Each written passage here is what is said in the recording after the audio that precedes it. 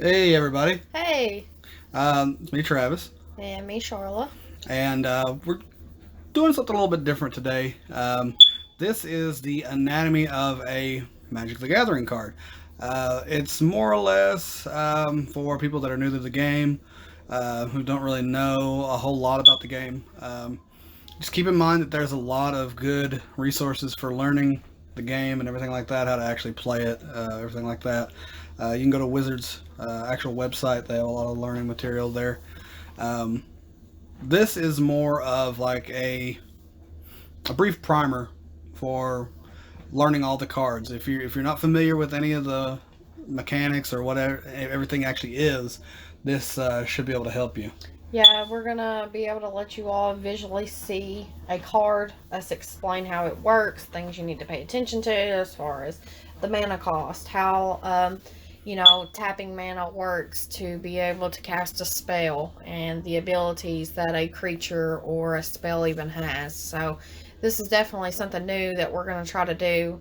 Like Travis said, to reach out to you all that are new, um, and just starting Magic the Gathering. So, with that said, let's start it. All right.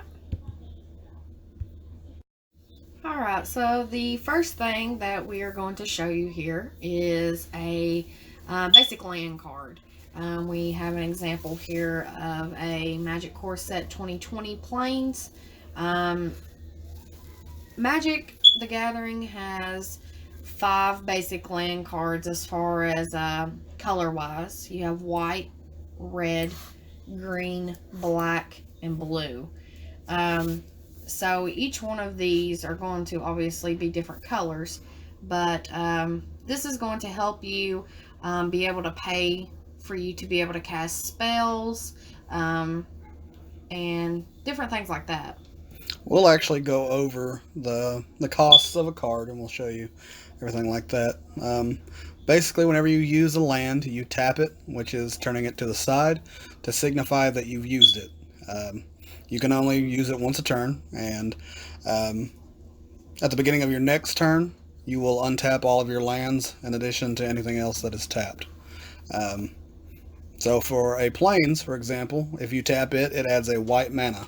So anything that utilizes white mana can use that color in its cost.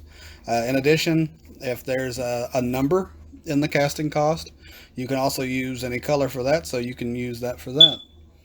A good way, I always try to think about mana is like money. If you don't have enough mana to pay for a card, you can't pay it or play it. So it's pretty good as far as pretty simple to use. It doesn't cost anything to play a land. It's just its own thing. So you're pretty much laying it down to represent itself. Yeah, and you can only play one at a time, once a turn. Um, there are spells and stuff that allow you to play more than one land. Uh, Usually, these effects make it come from either your library directly or your hand. There's all kinds of cards that do this kind of stuff. Okay, so for this first creature, um, the name is in the top left corner, or it's Barony Vampire, and in the top right corner is its casting cost, and its casting cost is two and one black mana. So to be able to get black mana, you would have to tap a swamp, and the other two mana is any mana of any color. So the total cost for this card is three mana, but one of them has to be black. If you look down towards the middle of the card, it says creature, and then it says the creature type. This is a vampire. So any spells that reference a vampire directly affect this card, anything like that. You'll see that the Barony Vampire has no abilities. The text in the bottom of the card is just called flavor text, and this is to more get you a feel for the card in general. Usually, it could be like story related or anything like that. And then at the bottom right hand corner is the power and toughness of the creature. The power is how much damage it deals when it attacks, and the toughness is how much damage it can withstand. before it is destroyed. So you can see that its power is 3, so whenever it attacks it deals 3 damage. And 2 is its toughness, so if something were to block it, or if you had some kind of like instant damage spell or ability that deals 2 damage, that would be enough to destroy this card. Okay, so the next card that you'll see on the screen here is Daybreak Chaplain. Now, Daybreak Chaplain costs 1, which can be 1 mana of any color, and 1 white, or a plains. So, in order to be able to play this, you definitely have to have plains in your deck. If you go on down to the middle of the card, you will see the creature and the type that it is, which is a human cleric. And the abilities of this card has lifelink. So anytime that you see a mechanic that you're not familiar with, it always has in parentheses out from the side of it what that terminology means. So in this case, lifelink is damage dealt by this creature also causes you to gain that much life. So at the bottom right hand corner, the top number is 1. So that is the damage that it deals. And the bottom number is 3. So that's the power that it can withstand. So if you were to attack, it would automatically cause you to gain 1 life because it dealt that much damage. Okay, our next card is another main aspect of the game, and that is spells. Technically, everything you play in the game is spells, but this one's a little more specific. This is Act of Treason, and it looks kind of familiar compared to a creature card. You can see that it's still got the casting cost in the top right hand corner, 2 and 1 red.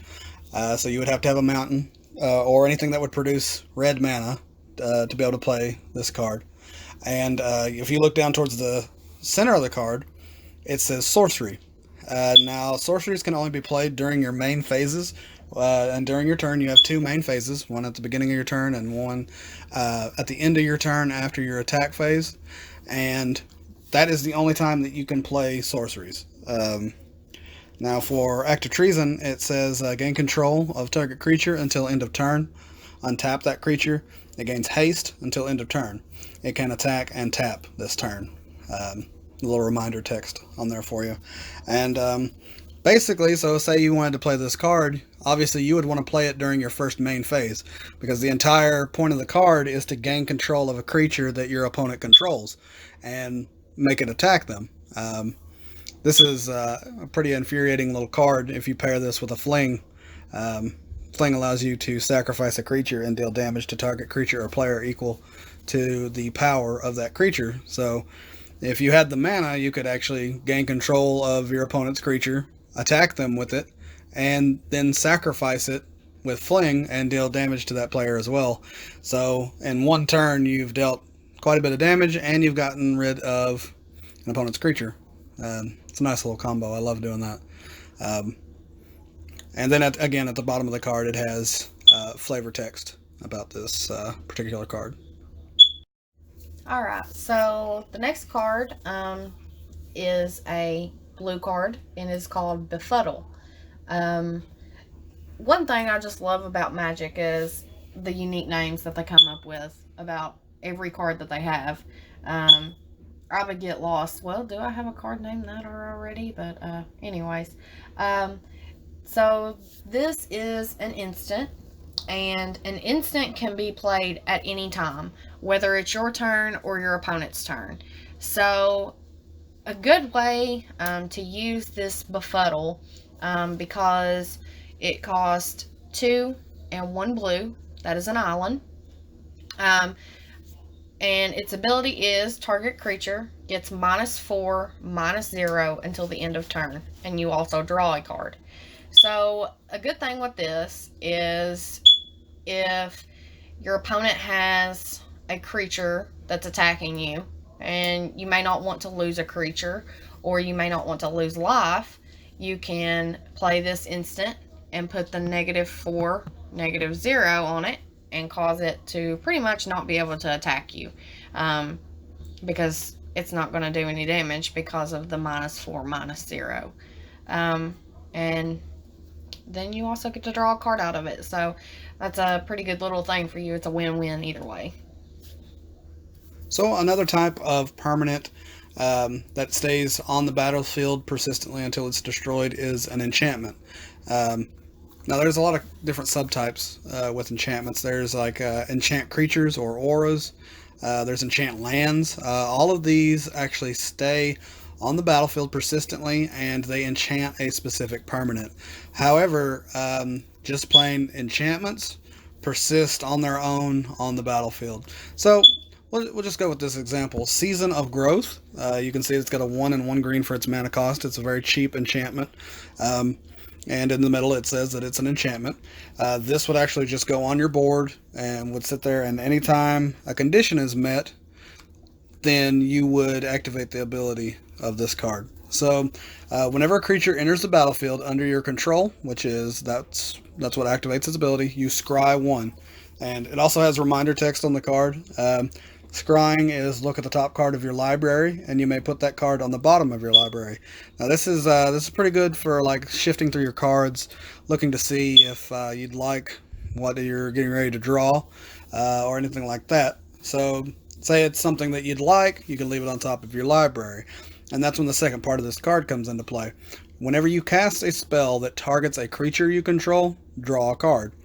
So you could have any number of spells that are in green, or if you have any kind of, like maybe you're running multicolors with this, but to stay simple, say you had a Giant Growth, which is an instant spell that increases the power and toughness of your creatures by 3.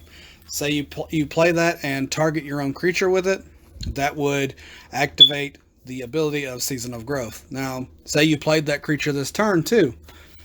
Whenever that creature enters the battlefield, you scry 1. If you like what's on top of the library, you can play it, and, well, not play it, you can actually leave it on top of your library, and whenever you target that creature with that card, you get to draw a card. And so it's a nice little combo with itself. It's like a 1-card combo. Very great little card.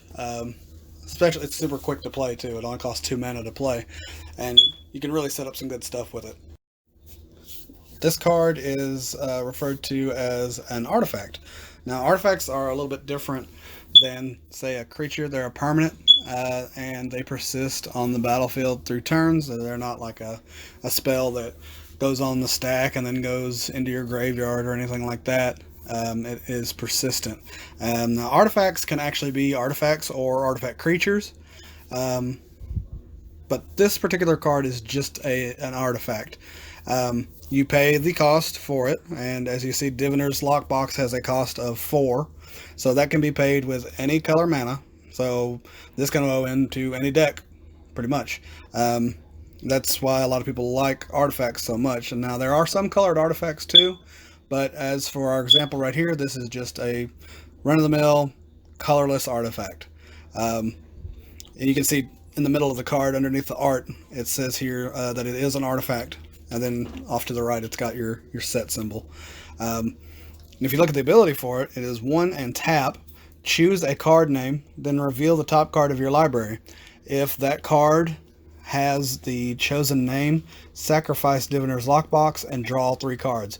Activate this ability only anytime you could cast a sorcery. Now, a lot of abilities you can play as if they were instants. You can play them at any time.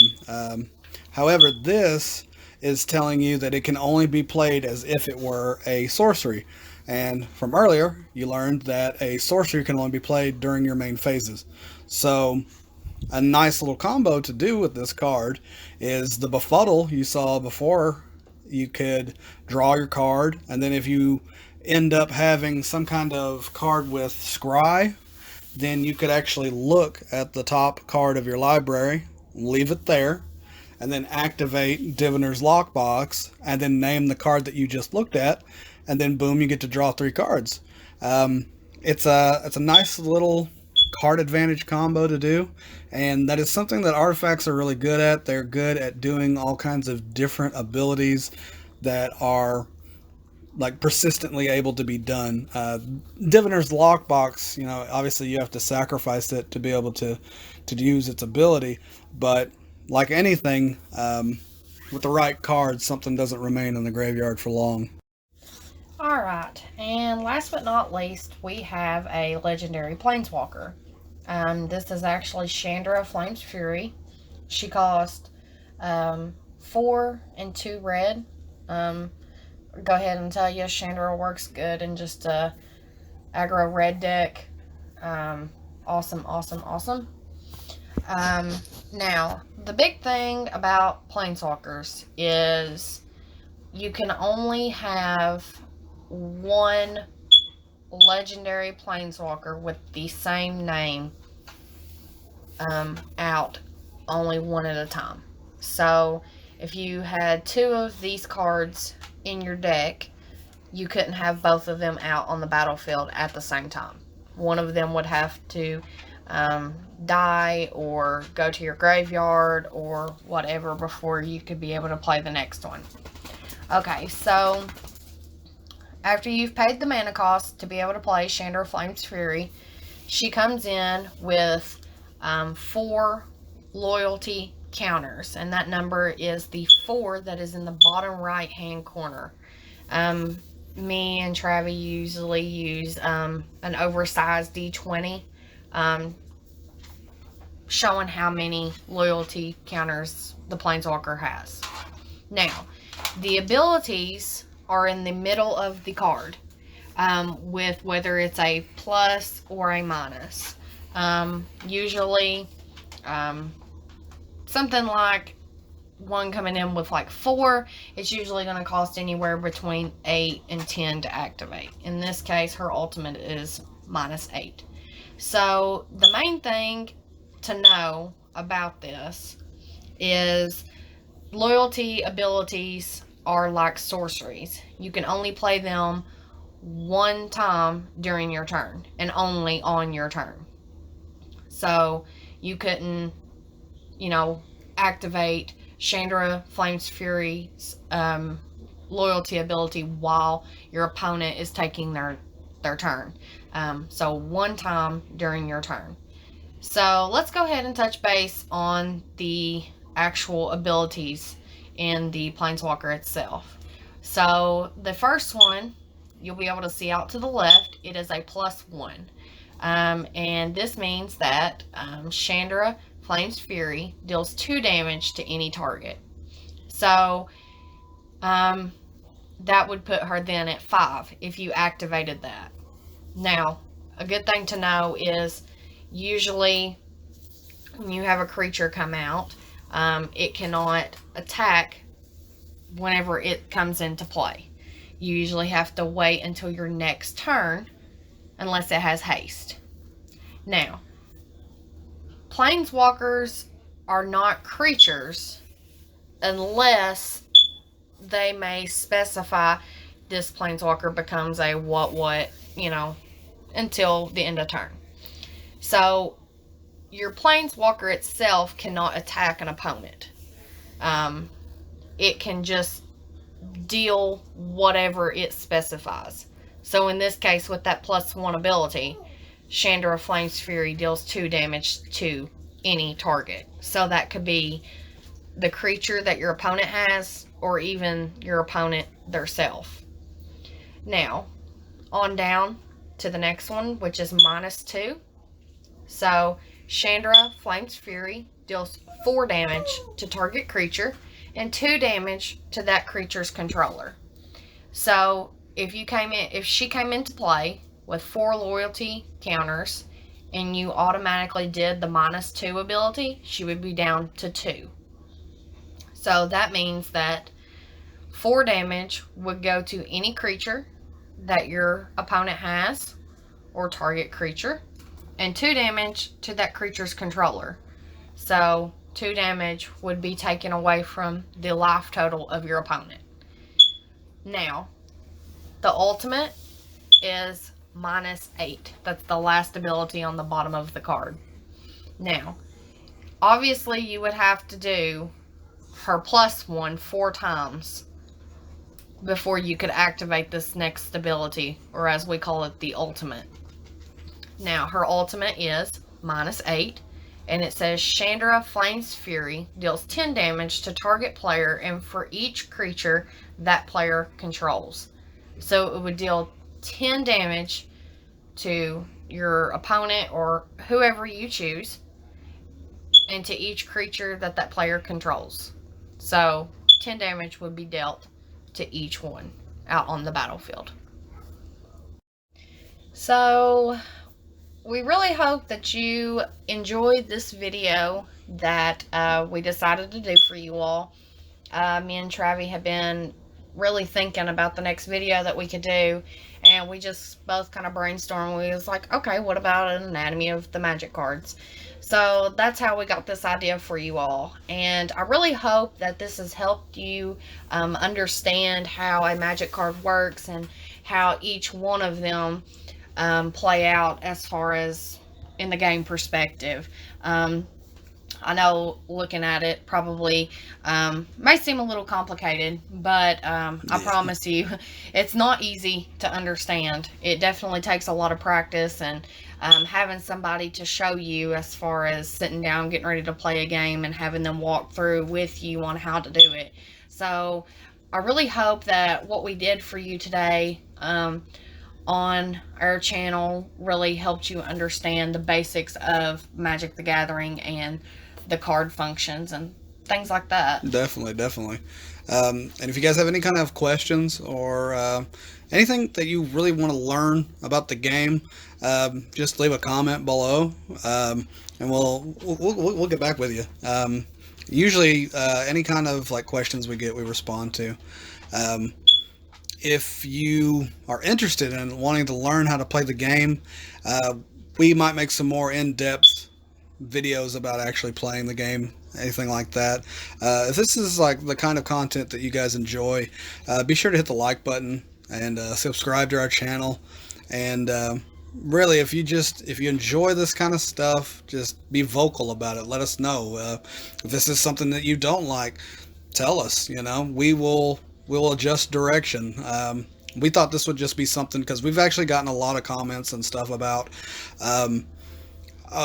what is this, like how is this game played, like what does this card even mean, like that kind of thing, because it's like Charlotte said, this can be a very complicated game. It's one of those it's fairly easy to start playing, but it's very hard to master. Oh yeah. And it takes a little bit of time input, and you really have to be interested in it.